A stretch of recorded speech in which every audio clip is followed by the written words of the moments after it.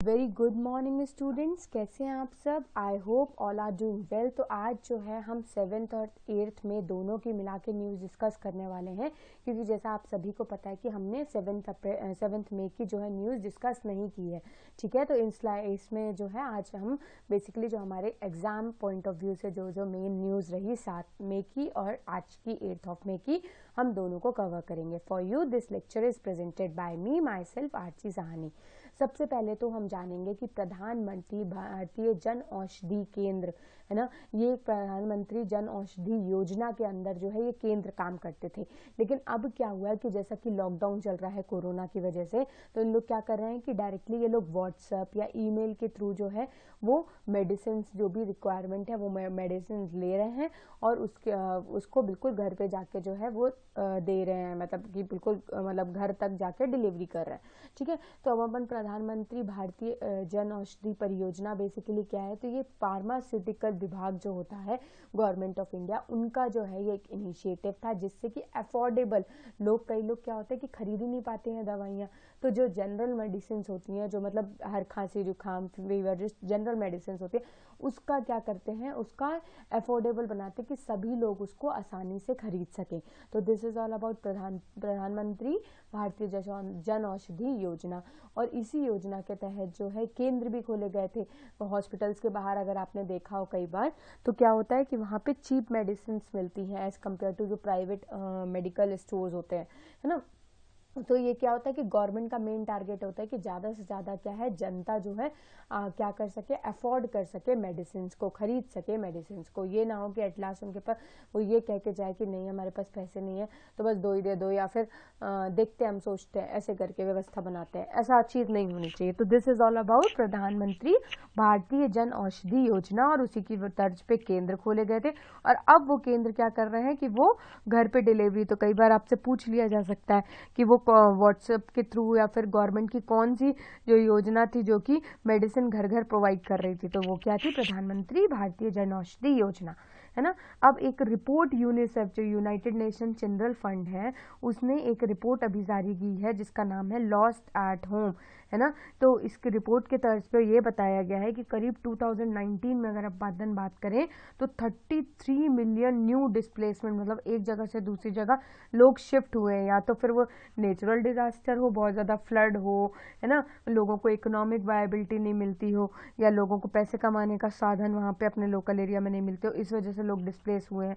लेकिन जो है 33 मिलियन लोग बहुत होते हैं, है ना। उसके बाद नेक्स्ट इन्होंने बताया कि करीब उस 33 मिलियन में जो है 12 मिलियन तो बच्चे हैं, है ना। और नेचुरल डिजास्टर जो रिजल्टेड मोर न्यू डिस्प्लेसमेंट, और नेचुरल डिजास्टर ये बहुत एक्सट्रीम वेदर हो गया, अर्थक्वेक हो गया, सुनामी हो गया, जो नेचुरल फिनोमिनाज होते हैं जिसकी वजह से लोग एक अपनी नेटिव लैंड से डिस्टर्ब होते हैं या किसी टारगेट लैंड की तरफ शिफ्ट करते हैं, तो ये नेचुरल डिजास्टर बहुत ज़्यादा अकर हो रहे हैं। इसीलिए जो है कि बहुत ज़्यादा डिस्प्लेसमेंट ओवरऑल भी हुआ और बच्चों का भी बहुत ज़्यादा हुआ।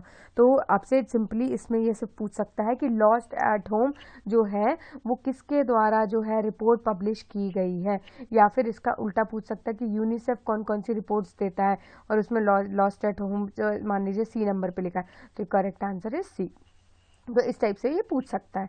ओके, अब एक के बाद विष्णु शेंद्र परवा, ये एक तरीके से झारखंड, उड़ीसा, वेस्ट बंगाल, नाम से ही थोड़ा सा समझ में आना ना, बंगाली टच आ रहा है नेम में।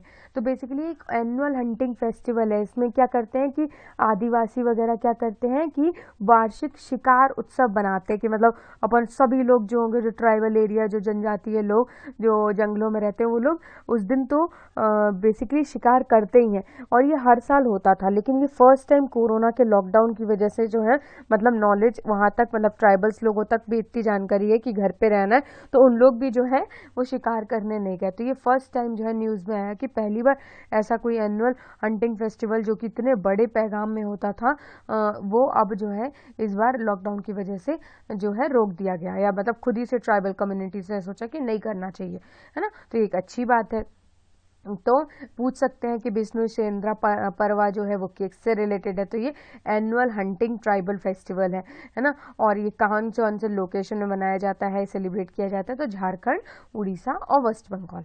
नेक्स्ट है आर्कटिका एम सैटेलाइट। ये बेसिकली अभी रिसेंट में एक सैटेलाइट रशिया के द्वारा लॉन्च की गई है जिसका नाम है आर्कटिका। नेम से समझ में आ रहा है कि आर्कटिक रीजन, जो आर्कटिक अपना पोलर वाला रीजन हो गया ना, आर्कटिक अंटार्कटिक। आर्कटिक बेसिकली क्या है, वहाँ पे बहुत ज़्यादा मिनरल डिपॉजिट है, तो इन्हीं सब चीज़ों की जानकारी के रिसोर्सेज क्या रहेंगे फ्यूचर, मिनरल कैसे रहेंगे, है ना, क्या क्या एक्सप्लोर कर सकती है रशिया वहाँ से, तो इसी तर्ज पे जो है, और पूरा क्लाइमेट वहाँ का कैसा है, ये सब की नॉलेज के लिए जो है आर्कटिक एम सैटेलाइट लॉन्च की गई है। किसके द्वारा? रशिया के द्वारा, जो कि एक रिमोट सेंसिंग और इमरजेंसी कम्युनिकेशन सैटेलाइट होगी, जो कि हमको बताएगा बिल्कुल, जो मतलब डीप एनालिसिस देगा कि किस जगह पे कैसा क्लाइमेट है, कैसे रिसोर्सेज है, हमें उस रिसोर्सेज को हम कैसे टेकल डाउन कर सकते हैं। तो इन फ्यूचर, आने वाले फ्यूचर्स में क्या होगा कि वो उस हिसाब से अपने जो है इक्विपमेंट, मशीन जो है बनाना तैयार कर देगा।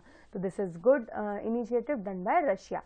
ओके, नेक्स्ट है सुरक्षित दादा दादी नाना नानी अभियान। जैसे कि कोरोना वायरस में ये कहा जाता है कि 60+ और जो 10 से 15 साल के जो बच्चे, छोटे बच्चे हैं जिनका इम्यून सिस्टम इतना ज़्यादा अभी वीक होता है, उन लोगों को घर पे ही रहने के लिए या बहुत ज़्यादा बाहर निकलने के लिए मना किया हुआ है। एटलीस्ट जो रेड जोन्स हैं, रेड हॉटस्पॉट्स हैं, वहाँ तो मना ही है ना। तो बेसिकली ये क्या इनका कहना है कि इसकी वजह से क्या हो रहा है ना कि कई रूरल एरिया में क्या है, बुजुर्गों के साथ थोड़ा सा अच्छा बर्ताव नहीं किया जा रहा। तो ऐसे रिसेंट में एक अभियान या फिर एक इनिशिएटिव चलाया गया, किसके द्वारा? नीति आयोग के द्वारा, है ना। नीति आयोग और एक एनजीओ है, फाउंडेशन है, पिरामल फाउंडेशन, इनके द्वारा, जिससे कि सीनियर सिटीजन्स की जो है वो वेलबींग देखा जा सके, है ना, कि मतलब उन लोगों तक अच्छे से क्या उनके पास जो है, वरिष्ठ नागरिकों के पास सुनिश्चित दवाइयाँ मिल रही हैं, खाना अच्छा हो रहा है कि नहीं, है ना, उनका लाइवलीहुड अच्छा है कि नहीं। तो ये बेसिकली जो है ये पूरा प्रोग्राम किसके नीति आयोग ने और परमल फाउंडेशन द्वारा चलाया जा रहा है। किससे रिलेटेड? एल्डरली पीपल के रिलेटेड, ठीक है। नेक्स्ट आता है आपका गरुड़ पोर्टल। तो बेसिकली जैसा कि आपको पता है कि जैसे कोरोना वायरस की टेस्टिंग के लिए, जीपीएस के लिए अपन क्या कर रहे हैं, बहुत ज़्यादा ड्रोन्स का यूज़ कर रहे हैं ताकि लोग घर से बाहर ना निकले। लेकिन ड्रोन्स का यूज़ करना एक तरीके से अपनी नेशनल सिक्योरिटी के इर्द गिर्द आ जाता है, राइट। तो इसी नेशनल सिक्योरिटी को देखने के लिए हम क्या करते हैं, directorate general of civil aviation से जो है इसकी अथॉरिटी लेनी पड़ती है कि क्या हम ड्रोन को लॉन्च कर सकते हैं, ड्रोन कितने एरिया तक जो है विजिट करेगा, है ना, क्या वो कि इंटरनेशनल बॉर्डर को तो नहीं घूम रहा है, इस टाइप से चीज़ें जो चलती है। तो इसीलिए गरुड़ पोर्टल अभी रिसेंट में बनाया गया, तो जो कि फास्ट है, स्पीडली जो कोई भी स्टेट अगर कोई किसी चीज का टाइप का ड्रोन अगर लॉन्च करना चाह रही है, तो जल्दी से उस पोर्टल में इसकी पूरी जानकारी दे, उससे फिर कनेक्टिविटी देखे कि कैसा क्या है, और फिर उसको लॉन्च कर सकती है। नहीं तो फिर अगर सिविल एविएशन तक जाके वो पूरा पेपर वर्क करने में तो क्या होता है, बहुत ज़्यादा टाइम लग जाता है। तो वो पेपर का वर्क को जो है बेसिकली रिड्यूस करने के लिए जो है आपका गरुड़ पोर्टल लॉन्च किया गया है। किसके द्वारा? डीजीसीए के द्वारा।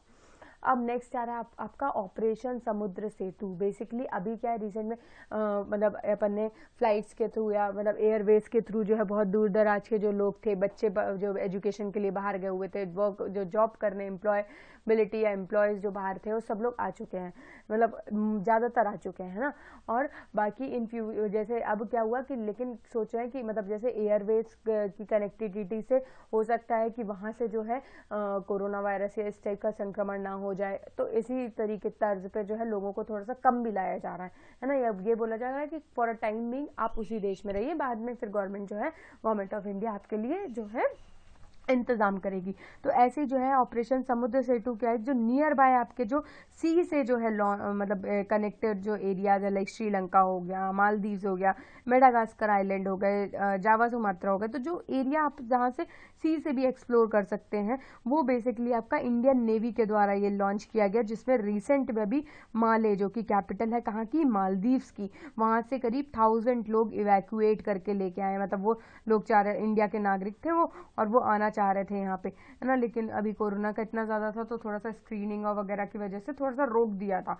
लेकिन अब फिर से जो है इंडियन नेवी ने एक ये कदम उठाया है, जिसका मतलब समुद्र सेतु मतलब होता है सी का ब्रिज, तो बेसिकली ओवर सी जो है लोगों को लेके आया जा रहा है। ठीक है, तो कई बार आपसे पूछा जा सकता है कि ऑपरेशन समुद्र सेतु किसके द्वारा लॉन्च किया गया था और किससे रिलेटेड था। तो अभी नवल शिप जैसे कि जालश्वा और मेगर करके जो है 2 नवल शिप्स जो है मतलब बड़ी बड़ी शिप्स हैं, वो मालदीव्स अराउंड 1000 पीपल्स को वहां से इवैक्यूएट करके लेके आई। ठीक है, तो this is all about operation समुद्र सेतु। अब रिसेंट में एक पुलित्जर प्राइज जो है 2020 का दिया गया। तो सबसे पहले तो हम ये जानेंगे कि पुलित्जर प्राइज क्या होता है। तो बेसिकली ये journalism, newspaper, magazine, musical composition, literature, मतलब बेसिकली आर्ट एंड लिटरेचर के हिसाब से जो है ये दिया जाता है सिंस 1917 से। और ये एक मतलब basically award was establish by the provision of the will of, मतलब उन्होंने अपनी विल में लिखा था कि इस टाइप का प्रोविजन जो है एक न्यूज़पेपर पब्लिशर थे उन्होंने लिखा था, तो इसकी वजह से जो है ये प्राइज जो है हर साल दिया जाता है। तो उनका नाम क्या था? जोसेफ पुलित्जर, है ना। और ये देता कौन है? कोलंबियन यूनिवर्सिटी देता है। और ये अवार्ड ईयरली हर साल जो है अराउंड 21 कैटेगरीज में देता है। ठीक है, तो अभी रिसेंट में ये नाम इसलिए आ रहा है क्योंकि जम्मू कश्मीर में फोटो जर्नलिस्ट जो थे उन लोगों को, ये 3 जर्नलिस्ट हैं बेसिकली, तो उन लोगों को जो है ये पुलित्जर प्राइज दिया गया है। तो उनका नाम देख लेते हैं हम, यशीन दार, मुख्तार खान एंड चन्नी आनंद। ठीक है, तो ये 3 लोगों को कौन सा? फोटो जर्नलिस्ट, जो आपने न्यूज़पेपर वगैरह में फोटोज देखी होंगी ना, फोटोज छपती हैं, तो उसी फोटोज जर्नलिज्म के थ्रू के अंदर सब कैटेगरी में बेसिकली उनको पुलित्जर प्राइज दिया गया है। ओके, फिर उसके बाद वैसाख। वैसाख तो आप पता होगा कि फुल मून डे बोलते हैं, कि एक मई का ऐसा महीना जिसमें पूर्णिमा का जो वो पूरा दिन होता है ना। और ये यूनाइटेड नेशन 7 मई 2020 को ऑब्जर्व करती है। और इस दिन जो है इस दिन को हम क्या बोलते हैं? बुद्ध पूर्णिमा या फिर बुद्धा डे भी बोलते हैं, क्योंकि the day commemorate the death, enlightenment and death birth, मतलब जो सारे जो बुद्धा के अगर बोलना चाहिए उनके जीवन के जो काम हुए हैं, चाहे उनका जन्म हो या जिस दिन उनको ज्ञान की प्राप्ति हुई हो, या जिस दिन फिर वो महापरम निर्वाण, जो परम निर्वाण बोलते हैं, डेथ हुई थी उनकी, है ना। तो ये सब बुद्धा की लाइफ के जितने भी जो कारण, मतलब जितने भी रीजंस रहे हैं या जो जो इंसिडेंट्स रहे हैं बेसिकली, वो कब? Vaisakh day, full moon day में ही हुए थे। तो इसलिए फुल मून डे एक तरीके से बुद्धिज्म लिटरेचर को भी अफेक्ट करता है। और एट लास्ट क्या है? ये वैसाख जो वो है उसको बेसिकली आपका रिकॉग्नाइज करता है। तो सिंस यूएन इसको 7 मई 2020 से वैसाख डे बना रही है। Okay bye. अब इसके बाद जो है रिसेंट में ईरान की करेंसी, जैसे कि यूएस ईरान पे सैंक्शन लगाता रहता है, तो इसकी वजह से ईरान की जो है करेंसी चेंज हो गई है ना। क्यों? क्योंकि इसकी बहुत ही ज़्यादा डिग्रेड, इंटरनेशनल मार्केट में तो पूछी नहीं जा रही थी। मतलब जो पहले करेंसी थी रियाल, तो करीब 10,000 रियाल जो थे वो 1 टोमन बनाता था। तो ये 1 टोमन आप सोच रहे हैं, तो मतलब अब रिसेंट में इन्हें चेंज करके इसको टोमन कर दिया। ठीक है, तो मतलब अब जो पहले जो रियाल थी वो बहुत ही ज़्यादा डिग्रेड हो गई थी। ठीक है, तो दिस इज ऑल अबाउट कि ईरान की न्यू करेंसी क्या है? टोमन है, जो कि इक्विवेलेंट है 10,000 रियाल के। तो आज के लिए बस इतना ही दोस्तों, हम कल फिर मिलते हैं। That's all for today. Thank you and have a nice day.